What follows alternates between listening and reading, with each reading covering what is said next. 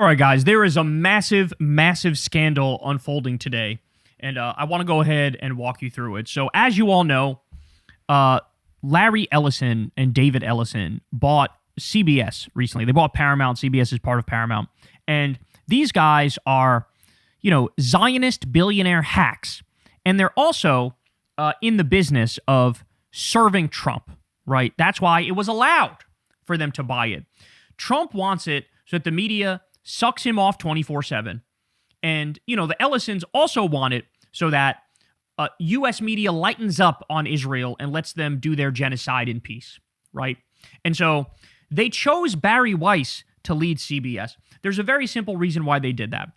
She's a puppet. That's what she is. She's failed up her entire life. It was well known in college. She was on a crusade to get pro-Palestine professors fired.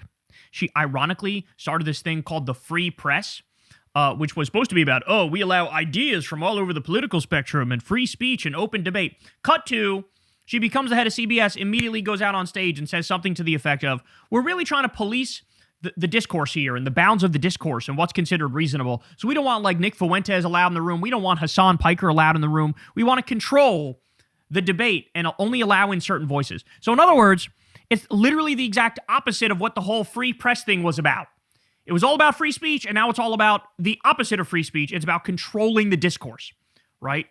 And so with her now being the head of CBS, idea after idea after idea that she's put out there has been a colossal flop. It's been a disaster. Her very first thing, she had Condoleezza Rice and Hillary Clinton do a segment together where they talk about issues. Fucking nobody watched it. Nobody cared, right? You had Dana Loesch debating Alan Dershowitz on the Second Amendment. I'm not even kidding when I say within the first 6 or 7 hours, only 800 people or so watched it, right? Just a disaster. Then she had Erica Kirk. She did a town hall with Erica Kirk where she threw softballs down the center of the plate, where Erica Kirk would chastise and berate Americans for not sufficiently genuflecting at the altar of Charlie Kirk, right? I mean, it was just embarrassing, just totally embarrassing. By the way, the ratings for every single one of those things were horrible. Even the Erica Kirk thing, which they promoted like it was the fucking Super Bowl, even that flopped colossally. But now you're about to see why she really is in this position, why she's really running CBS. Now, I should also point out, she got paid $150 million from these Zionist billionaire hacks for her free press, right? Guys, I'm not kidding when I say the free press got 6,000 or 7,000 views per YouTube video. So if that's worth $150 million, I'm worth what, 5 billion, 10 billion or something like that? No, again, she failed up. So she is in this position to be an official government censor, to make CBS state media. That's why she's there. So what happened? Well, 60 Minutes, which has a stellar journalistic record, of course, they did a report on CENSORED. CENSORED is the concentration camp in El Salvador, where Trump decided we're going to send a bunch of immigrants to him, 288 to be exact, or at least that was the initial number. It might have been more over a certain period of time after that, right? They did this unbelievable digging and investigative journalism and reporting. It was all ready to go. The CBS guys did their work. It was all ready to go. And in fact, let me go ahead and show you the trailer for this, because this shows you what we had to look forward to. Watch this. Here we go. It began as soon as the planes landed. The deportees thought they were headed from the U.S. back to Venezuela, but instead, they were shackled, paraded in front of cameras, and delivered to CENSORED, the notorious maximum security prison in El Salvador, where they told 60 Minutes they endured 4 months of hell. Did you think you were going to die there? We thought we were already the living dead, honestly. So we got that little 28-second trailer. Guess what, y'all? I had to grab this video from Ron Filipkowski because I originally had it pulled up from 60 Minutes. 60 Minutes had to pull this down, and Barry Weiss, behind the scenes, told them, I'm not letting you run that story. We are censoring that story. We are banning that story. And she hid behind, the reason why is we didn't get an official response from the U.S. government, from the Trump regime, so therefore we're going to spike it. Well, here's the problem with that, Barry. They asked repeatedly. They asked the FBI, they asked the DOJ, they asked Stephen Miller, they asked the Trump regime more broadly, what is your response to this? We want to put it in the story. They had no response to it. And so what Barry is effectively saying is, I am giving the government the right to censor any story they want if it's about them and they don't want to comment on it. That's literally a kill switch for journalism, where all they have to do is say, I don't want to comment on that. And then that's it. There's no dissenting media. There's no dissenting story. All right, so ready for this? Let's dig a little deeper. So Yashar Ali says, breaking.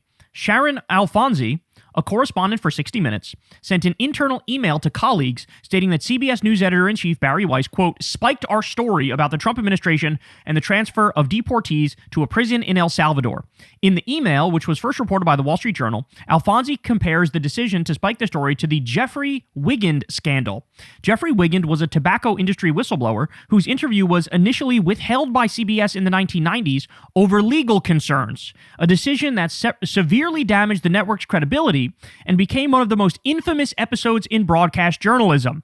Alfonsi writes that Weiss declined to speak with her about the decision. She also says the move was political rather than editorial. Quote, our story was screened 5 times and cleared by both CBS attorneys and standards and practices, Alfonsi wrote. Quote, it is factually correct.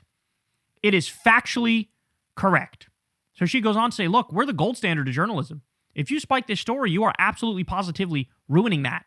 Ready? Here is Brian Stelter. Here's what Barry Weiss said on the CBS 9 a.m. call per a source who transcribed it. Quote, I want to say something about trust. Oh, here we go. Our trust for each other and our trust with the public. The only newsroom I'm interested in running is one in which we are able to have a contentious disagreement about the thorniest editorial matters with respect, and crucially, where we assume the best intent of our colleagues. Anything else is absolutely unacceptable. You are censoring and banning real journalism to cuck to the regime, to cuck to the fascist regime. That's what you're doing. Don't give me this fucking HR speak bullshit. Oh my God. I held a 60-minute story because it was not ready. While the story presented powerful testimony of torture at CENTSORED, it did not advance the ball. The Times and other outlets have previously done similar work. The public knows that Venezuelans have been subjected to horrific treatment at this prison. To run a story on this subject 2 months later, we need to do more. And this is 60 Minutes. We need to be able to get the principles on the record and on camera. Our viewers come first. Not the listing schedule or anything else. That's my North Star, and I hope it's yours too. So as Ryan Grimm points out, I thought this was a great point. The next time Barry Weiss assigns a story about October 7th, I wonder if the reporter will push back and say, sorry, that's old news. We can't do it without Hamas on camera. Literally 0% chance. What did I tell you guys when she took over CBS? I told you now they're going to go super soft on Israel. And the other thing I told you is what? It's going to be a both sides factory. It's going to be a false equivalence factory. And so literally the whole point of Barry pulling this, and she floated the idea, oh, just do an interview with Stephen Miller and put that in there and then we can run it. So I'm like taking both sidesism to a comical degree. Bring the fucking Nazi fascist on and have him explain why torture and grape is okay. Well, here we are. It is false equivalence to a T. It is both sidesism to a T. Could you imagine Barry Weiss back during like the segregation days? Well, look, I know you have civil rights activists on who are saying they want equal rights for everybody. Why not give Bill Connor an equal amount of time? I don't understand. Well, what's the issue here? Imagine during the debate over women's suffrage. Look, I know you have, the women who are protesting to get the right to vote, but why not bring on the alcoholic men who abuse their wives who are against it and give them equal time? I don't understand. What's the issue here? This is fucking disgraceful, bro. This is absolutely positively disgraceful. Sarah Fisher says, prior to all the CBS Paramount deal mania drama, 60 Minutes wasn't a news show audiences were rebuking. It's been the highest rated news program in the country for 50 consecutive seasons. If people thought it needed fixing, it wasn't the viewers. Ready for this? I hope you guys are ready for this one. I hope you're sitting down for this one. Here's what Trump said about Barry Weiss taking over CBS. And actually, 60 Minutes paid me a lot of money, and you don't have to put this on because I don't want to embarrass you, and I'm sure you're not. I think you have a great new leader, frankly, because the young woman that's leading your whole enterprise is a great, from what I know, I don't know her, but I hear she's a great person. But 60 Minutes was forced to pay me a lot of money because they took her answer out that was so bad, it was election changing 2 nights before the election, and they put a new answer in. And they paid me a lot of money for that. You can't have fake news. You've got to have legit news. And I think that it's happening. Mr. President? I see good things happening in the news. I really do. And I think one of the best things that happen is This show and new ownership, CBS and new ownership, I think it's the greatest thing that's happened in a long time to a free and open and good press. Ringing endorsement from our fascist leader of Barry Weiss's leadership. She is the person who's delivering us the fake news. She needs to change the name of her outlet to the Unfree Press, because that's what it is. It's the Unfree Press. By the way, we happen to know from New York Times reporting some of the details of what happened at CECOT, and let me share them with you right now. What happened is you had 288 people sent there, totally innocent, never committed any crimes, no criminal record whatsoever. Many of them were tortured. Many of them were raped. They were forced to suck dick. Then they were so desperate, they were forced to stay on their knees all night as one form of torture. They were sleep deprived as another form of torture. They were kept in freezing cold cells. One of the things they did out of sheer desperation for the horrific treatment they were getting is they would cut their hands to the point where they would bleed. Then they would write desperate messages in their white sheets of their bed. That's what went down at CECOT. We know some of the people. We know Andres, for example, the gay Venezuelan makeup artist. He went through this. We know Kilmore went through this. Like I said, 288 people went through this. And by the way, they were sent there with zero due process whatsoever, completely illegally. So these people, brave enough to come forward, and we were actually going to hear directly from them, their firsthand experience and what went down. We were going to hear directly from them. And that's why she spiked this. She knows this makes the Trump regime look as horrific as they are. It makes them look criminal because they are criminal. And what did she do? I'm sure, I am positive word got to the Trump regime that this is going to drop. Trump himself probably made a phone call to the Ellisons and said, why the fuck do you think I let you take over CBS? Why do you think I allowed it? I allowed it so you can stop shit like this. And then the Ellisons called Barry, and then Barry said, we are spiking this story, and is hiding behind some bullshit about, oh, both sides, and oh, you got to let the other side talk, and this and that. What a sick, disgusting thing. Again, imagine a story on October 7th, and Barry's like, well, we can't run this. We haven't heard from Hamas. What's their side of the story?